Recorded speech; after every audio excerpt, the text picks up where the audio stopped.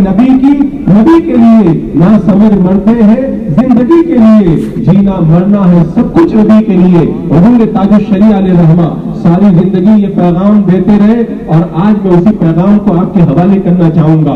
आजकल बहुत सारे लोग जो है वो तरह तरह की बातें निकाल रहे, मालूम है क्या कहते हैं, इस दौर के अंदर मसलके आला हजरत का नाम लेना ये जो है वो इख्तिलाफ पैदा करता है, इत्तेहाद के अंदर रुकावट पैदा करता है। और कितने सरफिरे तो ऐसे हैं वो कहते हैं मसलके आला हजरत का नारा लगाना भी सही नहीं है। अगर आपका ज़हन हाजिर है, मैं मोटे मोटे अंदाज के अंदर 3-4 आयतों और हदीसों की रोशनी के अंदर कुछ बातें कहूंगा, इंशाअल्लाह आपका ईमान ताजा हो जाएगा। मैं ये जुमला कहता हूं तो वाकई मुझको भी एहसास होता है कि मसलके आला हजरत का सबूत अगर आप तलाश करेंगे ना तो कुरान मुकद्दस से भी इसका सबूत आपको नजर आएगा। अभी मैंने आयत करीमा क्या पढ़ी है, इहदिनस सिरातल मुस्तकीम। हम दुआ करते हैं अल्लाह हमें सिरातल मुस्तकीम पर चला। कौन है सिरातल मुस्तकीम? सिरातल लज़ीना अनअमता अलैहिम, उन लोगों का रास्ता जिन पर तूने इनाम किया। कौन है इनाम वाले? अनअमल्लाहु अलैहिम मिनन नबिय्यीना वस्सिद्दीकीना वश्शुहदाए वस्सालिहीन। 4 तरह की जमातें हैं, नबीन, सिद्दीकीन, शुहदा, सालिहीन। और अपने दिल पे हाथ रख के आप मुझे बताओ, अल्लाह तबारक व तआला फरमाता है 4 लोगों के रास्ते पे चलो, 4 गिरोहों के मसलक पे चलो, 4 गिरोहों के मसलक के ऊपर चलो। कौन कौन? नबियों के मसलक पे चलो, सिद्दीकीन के मसलक पे चलो, शुहदा के मसलक पे चलो, सालिहीन के मसलक पे चलो। क्या? सिरात। सिरात का माना भी होता है रास्ता और मसलक का माना होता है रास्ता, दोनों का माना रास्ता है। अल्लाह रब्बुल कदीर ने हमें नमाज में मसलक पे चलने की दुआ सिखाई और जब बात आई किसके मसलक पे चले, अल्लाह तबारक व तआला ने 4 लोगों का नाम बताया, नबीयीन का, सिद्दीकीन का, शुहदा का, सालिहीन का। पूरा मजमा अपने दिल के अंदर झांक करके बताए। अल्लाह तबारक व तआला ने जब नेक लोगों पर और सालिहीन के मसलक पर चलने का हुक्म दिया, क्या आला हजरत नेक नहीं है? क्या आला हजरत परहेजगार नहीं है? क्या आला हजरत मुत्तकी नहीं है? मुझे पूरे दिल जमी के साथ में आप बताएं। अल्लाह ताला खुद फरमाता नेक लोगों के मसलक पे चलो, नेक लोगों के रास्ते पे चलो। तो क्या आला हजरत नेक नहीं है? मैं कहता हूँ आपने नहीं देखा, मैंने नहीं देखा, किताबों में तो पढ़ा है। चलो किताबों में पढ़ा है, अगर उसमें शुबा है तो जिन लोगों ने देखा है उनसे जाकर के पूछ लो। शाह मोहम्मद खान का खुद का बयान है कि एक बार उन्होंने झाड़ू हाथ में ली और बारगाहे आला हजरत के अंदर, खानकाए रज़विया के अंदर झाड़ू लगाने लगे तो सैयद किफायत अली या कनात अली आए, उन्होंने झाड़ू हाथ में से ले ली और कहा कि आप इतनी बुजुर्गी के अंदर यहाँ पे झाड़ू लगाते अच्छी बात नहीं है, झाड़ू मुझको दे दे। तो आपने फरमाया, शाह मोहम्मद खान ने फरमाया कि सुनो मुझे झाड़ू लगाने दो। कहा क्यों? इसलिए कि लोग बुढ़ापे में जाके बुजुर्ग बन जाते हैं। मैंने आला हजरत का बचपन भी देखा है, आला हजरत की जवानी भी देखी है, आला हजरत का बुढ़ापा भी देख रहा हूँ। मैंने बचपन में भी इनको बुजुर्ग पाया, मैंने जवानी में भी बुजुर्ग पाया। अल्हम्दुलिल्लाह मैं अपने पीर को बुढ़ापे में भी जो है बुजुर्ग देख रहा हूँ। इतने बड़े पारसा और नेक कि जिन्होंने उनका बचपन, जवानी, बुढ़ापा सब कुछ देखा हो, वो गवाही दे रहे हैं। और रब फरमाता नेक लोगों के मसलक पे चलो। तो क्या कुरान मुकद्दस की इस आयत करीमा की रोशनी के अंदर आला हजरत के मसलक पे चलने का हुक्म नहीं नजर आ रहा? और जहां तक नेक होने की बात करूं ना, हुजूर मुहद्दिस आज़म बयान करते हैं कि हुजूर अशरफी मियां वुजू बना रहे हैं, वुजू बनाते बनाते अचानक रोने लगे। पूछा क्यों रो रहे हुजूर? कहा मैं देख रहा हूँ कुतुबुल इरशाद का जनाजा फरिश्ते अपने कंधों पे उठा करके लेकर के जा रहे हैं। बाद में खबर आई बरेली शरीफ के अंदर आला हजरत का विसाल हो गया है। आप मुझे बताएं, मुझे आप बताएं सूरत वालों जिनके बारे में हुजूर अशरफी मियां ने फरमाया था कुतुबुल इरशाद का जनाजा मैं अब फरिश्तों के कंधों पे देख रहा हूँ। जो कुतुबुल इरशाद होगा वो अपने जमाने का कितना बड़ा वली होगा, और जो अपने जमाने का इतना बड़ा वली होगा वो कितना बड़ा नेक होगा। और जो इतना बड़ा नेक है, रब फरमाता नेक लोगों के मसलक पे चलो। तो क्या आला हजरत के मसलक पे चलने का हुक्म हमें नहीं दिया गया? और नेकी की बात अगर करें ना, शेख मुजद्दिद अल-फैसानी रहमतुल्लाह ताला अलैह ने तो टोक अंदाज के अंदर कह दिया है कि जो मुजद्दिद होता है अपने जमाने के सारे वलियों का सरदार हुआ ہوا کرتا ہے اس دور میں جس کو بھی جو کچھ بھی رب کی بارگاہ سے فیض ملتا ہے وہ مجدد کے وسیلے سے ملتا ہے. اور اعلیٰ حضرت کو جو مجدد ہونے کا اعلان کیا ہے وہ مبلغوں نے اعلان نہیں کیا ہے.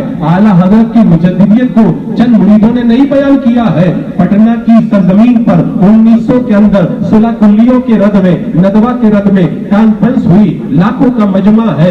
1000 علماء مفتیان کرام سادات کرام مشائخ اعظام بڑے بڑے علماء موجود ہیں. شیخ عبد المقتدر بدایونی کھڑے ہوئے ہیں. ان سارے مجمع کے اندر کھڑے ہو کر کے اعلان کیا اس صدی کا مجدد اگر کوئی ہے تو اس کا نام امام احمد رضا ہے. سارے لوگ جو موجود تھے سب نے کہا ہم اس بات کو تسلیم کرتے ہیں. ہزاروں علماء نے تسلیم کیا مجدد اگر کوئی 14ویں صدی کا ہے وہ اعلیٰ حضرت ہے. اور شیخ مجدد فرماتے ہیں جو مجدد ہوتا ہے اپنے زمانے کے سارے ولیوں کا سردار ہوتا ہے. اور رب فرماتا ہے نیک لوگوں کے راستے پہ چلو. جو سارے ولیوں کا اپنے دور کے اندر سردار ہے وہ کتنا بڑا نیک ہے اور اس کا جو مسلک ہوگا وہ کتنا عظیم مسلک ہوگا اس کا اندازہ اس آیت کریمہ سے لگایا جا سکتا ہے. حضرات مکرم جو لوگ اعتراض کرتے ہیں نا انہوں نے قرآن سنت کے اندر غور نہیں کیا ہے. اگر غور کرے تو ان کو خود کو سمجھ میں آئے گا. مسلک اعلیٰ حضرت کو ہمیں خود ان آیات کی روشنی کے اندر پتہ چلتا ہے. اور میں آپ کو بتاؤں اللہ کے محبوب صلی اللہ تعالیٰ علیہ وسلم نے کیا ارشاد فرمایا ہے ما رأى المسلمون حسنا فعند اللہ حسن. مسلمان جس کو اچھا کہے اللہ کے یہاں بھی وہ اچھا ہے. آپ مجھے بتائیں نیک مسلمان مسلک اعلیٰ حضرت کو اچھا کہتے ہیں کہ نہیں کہتے ہیں؟ کتنے لوگ اچھا کہتے ہیں؟ آل انڈیا سنی آپ کی بات میں نہیں کرتا عوام کی، میں علماء کی بات کر رہا ہوں. آل انڈیا سنی کانفرنس جب قائم ہوئی حضور صدر الافاضل رضی اللہ تعالیٰ عنہ نے اس کے ممبر بنانا شروع کیا. چند سالوں کے اندر 22,000 علماء کرام نے اس کے دستور کے اندر شرکت کی، اس کے ممبر بنے. اور جب آل انڈیا سنی کانفرنس کا دستور تیار ہوا اس میں سنی کی تعریف بھی کی گئی. تو تعریف کے اندر یہ لکھا گیا کہ جو ما انا علیہ واصحابی پر ہو یہ ہو یہ ہو یہ ہو. آخر میں لکھا گیا جو اعلیٰ حضرت کے مسلک پر ہو اس کو سنی کہا جاتا ہے. اب مجھے آپ بتائیں 22,000 علماء نے اس بات کو پسند کیا سنی ہوگا جو مسلک اعلیٰ حضرت پہ ہوگا. میرے آقا فرماتے مسلمان جس کو اچھا کہے خدا کے یہاں بھی وہ اچھا ہے. 22,000 علماء نے دستخط کر کے بتا دیا کہ اس دور کے اندر اچھا ہے وہ مسلک اعلیٰ حضرت ہے. تو پتا چلا کہ خدا کے یہاں بھی مسلک اعلیٰ حضرت بڑا اچھا ہے. ابھی تو سارے علماء اس کو قبول فرما رہے ہیں. اور اللہ رب قدیر قرآن پاک میں کیا فرماتا ہے یا ایھا الذین آمنوا اطیعوا اللہ واطیعوا الرسول واولی الامر منکم. اے ایمان والو اللہ کی اطاعت کرو رسول کی اطاعت کرو اولی الامر کی اطاعت کرو. مفسرین نے لکھا ہے اولی الامر کا مطلب ہے علماء ربانی. عالم ربانی کو اولی الامر کہتے ہیں وہ اولی الامر کے اندر داخل ہے. اعلیٰ حضرت کتنے بڑے عالم ربانی میں آپ کو بتاؤں یہ بات میں کئی مرتبہ بیان کر چکا لیکن سنتا ہوں اور سناتا ہوں تو ایمان تازہ ہو جاتا ہے. اس آیت کریمہ میں فرمایا گیا علماء ربانین کے پیچھے پیچھے چلو ان کے مسلک پہ چلو ان کے راستے پہ چلو. اور اعلیٰ حضرت اتنے بڑے عالم ربانی اتنے بڑے عالم ربانی اللہ اکبر کبیرہ. اعلیٰ حضرت دوسری مرتبہ حج کے لیے گئے. آپ کی بارگاہ میں علم غیب پر سوالات لائے گئے. آپ نے سوالوں کا جواب دیا. الدولۃ المکیہ بالمادۃ الغیبیہ کے نام سے کتاب لکھ کر کے آپ نے دے دی اپنے مرید اور خلیفہ علامہ ضیاء الدین مدنی رحمۃ اللہ تعالی علیہ کو. اس کتاب پر مکہ اور مدینہ کے علماء کے دستخط کروا کر کے بریلی شریف لے کر کے چلے آنا. اعلیٰ حضرت بریلی شریف چلے گئے. علامہ ضیاء الدین مدنی علیہ رحمہ اس پر دستخط کروا کر کے بریلی شریف پہنچے ہیں. اعلیٰ حضرت کی بارگاہ میں مکہ مدینہ کے علماء کے دستخط کو جب پیش کیا تو ایک بات کہی کہ جب میں دستخط کرانے گیا تو مکہ اور مدینہ کے علماء کہہ رہے بات سمجھ میں نہیں آتی. مصنف بیمار تھا مصنف سفر میں تھا مصنف کے پاس کتابیں نہیں تھی. 8.5 گھنٹے میں عربی زبان میں اتنی مدلل اتنی زبردست اتنی شاندار اور اتنی تحقیقی کتاب کیسے لکھ دی. اعلیٰ حضرت خوابوں کی بارات نہیں کرتے تھے لیکن جب بات آئی نا आला हजरत ने रात से पर्दा हटाया, रात से पर्दा हटाया। फरमाया जब मेरे पास में शरीफ मक्का ने इल्म गैब पर सवाल ला करके दिया कि 2 दिन के बाद में शरीफ मक्का के यहाँ सवालों का जवाब देना है, मैंने कहा कि अहमद रजा अपनी बीमारी मत देखो, रसूलुल्लाह की अजमत पर तुम्हें पहरा देना है। बुखार की हालत में मैं था, मैं हरम शरीफ में आया,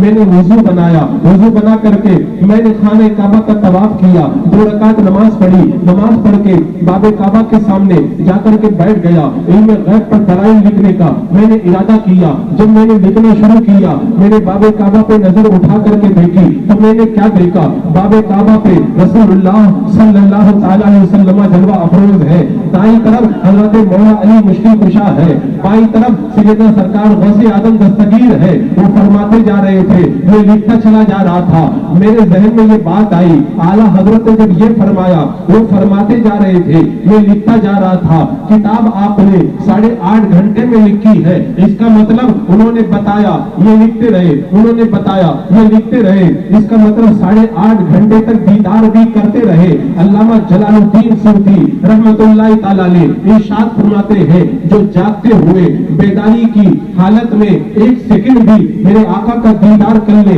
वो विलायत के 2999 मर्तबे तय कर जाता है। और शेख अब्दुल अली तब्बाक अलैहि फरमाते हैं, अगर दीदार करने वाला बड़ी ताकत रखता है तो इससे ज्यादा भी विलायत के मर्तबे तय कर सकता है। आला हजरत ने 1 सेकंड नहीं देखा, 1 मिनट नहीं देखा, 1 घंटा नहीं देखा, 8.5 घंटे तक मेरे आका का दीदार किया।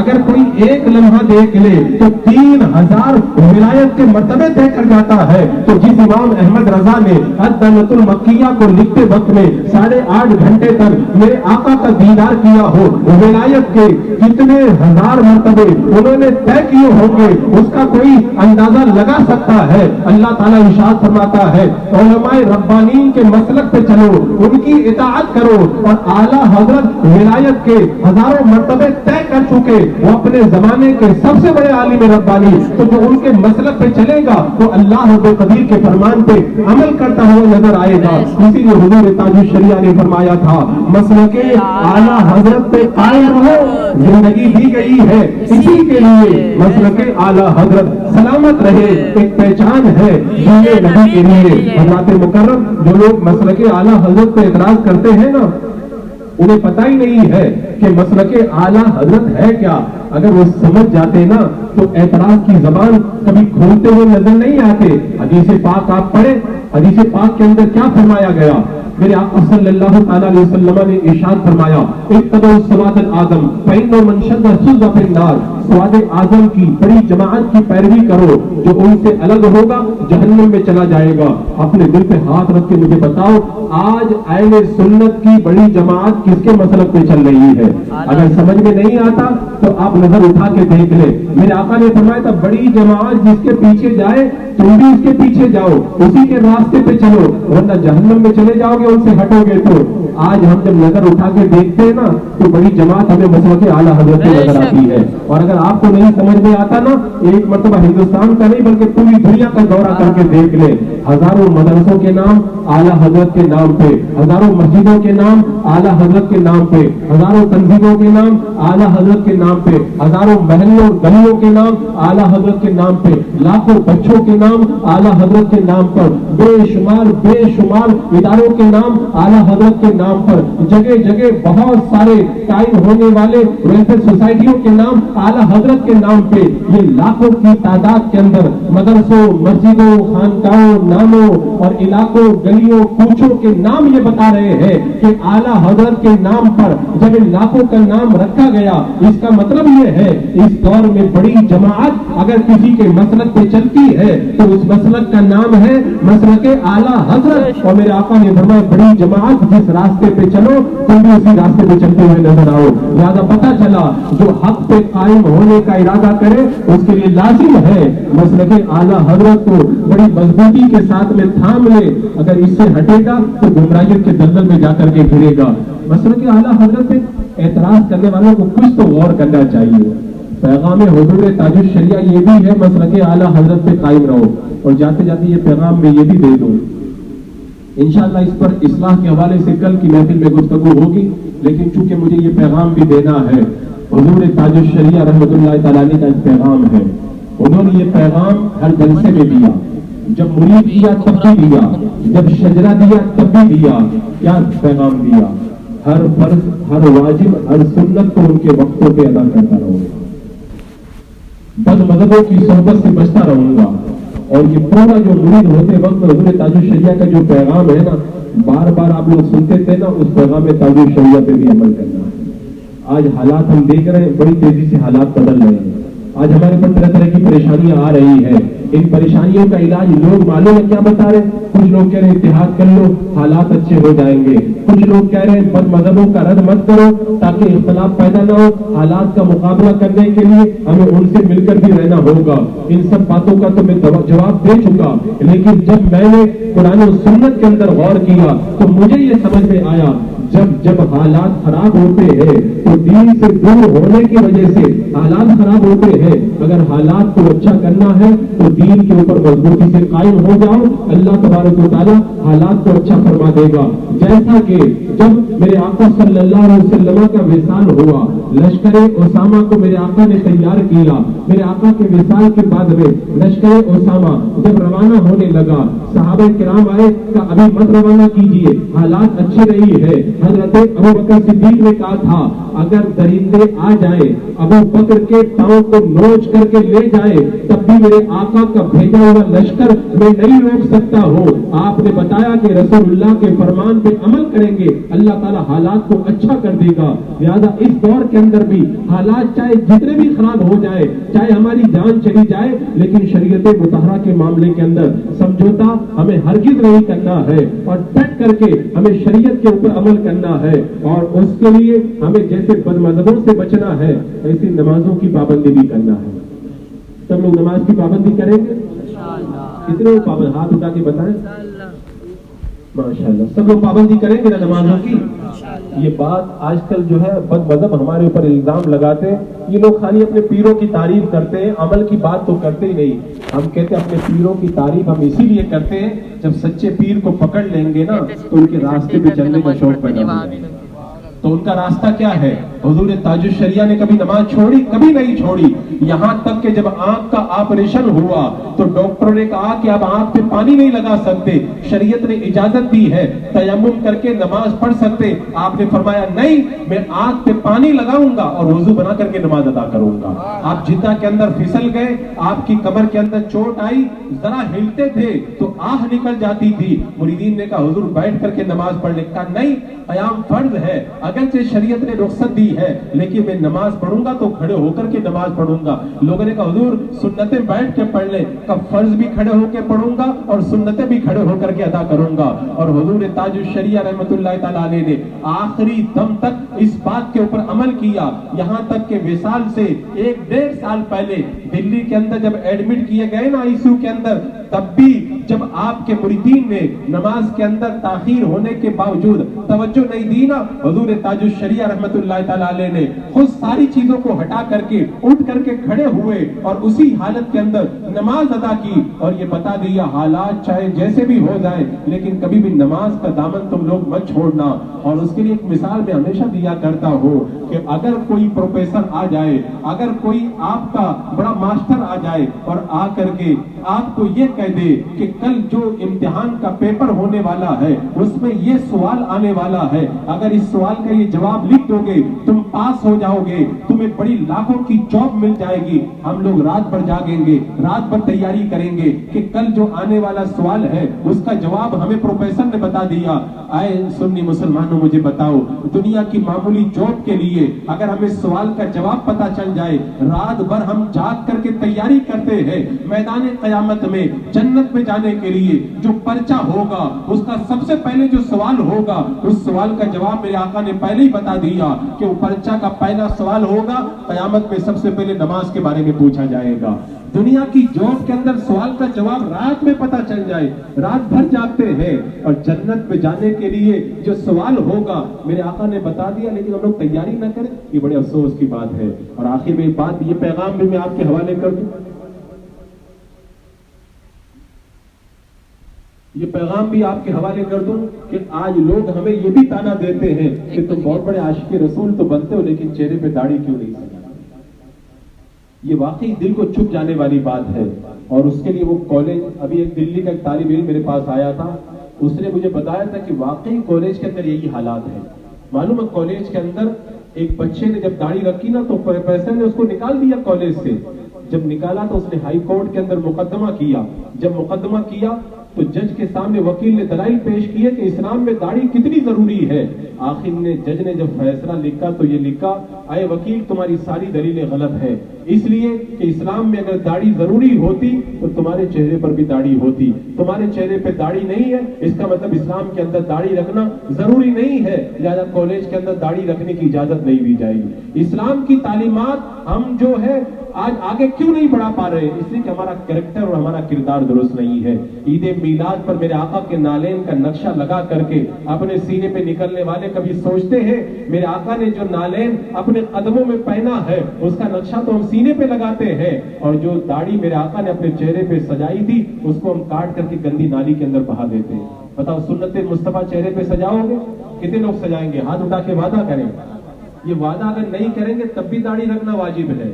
قبر میں آقا کو چہرہ دکھانا ہے، آقا تشریف لائیں گے. اگر میرے آقا خوش ہو گئے نا تو معلوم ہے قبر میں کیا ہوگا؟ قبر میں لہرائیں گے تا حشر چشمے نور کے، جلوہ فرما ہوگی جب طلعت رسول اللہ کی، نصیب تیرا چمک اٹھا دیکھ تو نوری، عرب کے چاند لہد کے سرانے آئے ہیں. اگر چہرے پہ داڑھی نہیں ہوگی تو معلوم ہے کیا ہوگا؟ وہ کسرا کے دو قاصد آئے تھے میرے آقا کی بارگاہ میں، ان کے چہرے پہ داڑھی نہیں تھی، میرے آقا نے چہرہ گھما لیا اور کہا تم لوگ داڑھی کیوں نہیں رکھتے؟ انہوں نے کہا کہ ہمارے بادشاہ نے منع کیا ہے. کہا میرے مولا نے تو مجھے حکم دیا ہے کہ چہرے پہ داڑھی رکھو. اگر معاذ اللہ ہمارے چہرے پہ داڑھی نہ ہوئی اور آقا قبر میں تشریف لائے اور اگر آقا نے چہرہ پھیر لیا تو پھر ہمارے لیے جگہ اور پناہ کیا باقی رہ جائے گی؟ زیادہ وعدہ کریں انشاءاللہ ہم اب چہرے پہ سنت مصطفیٰ کو سجائیں گے نا انشاءاللہ سب لوگ سجائیں گے.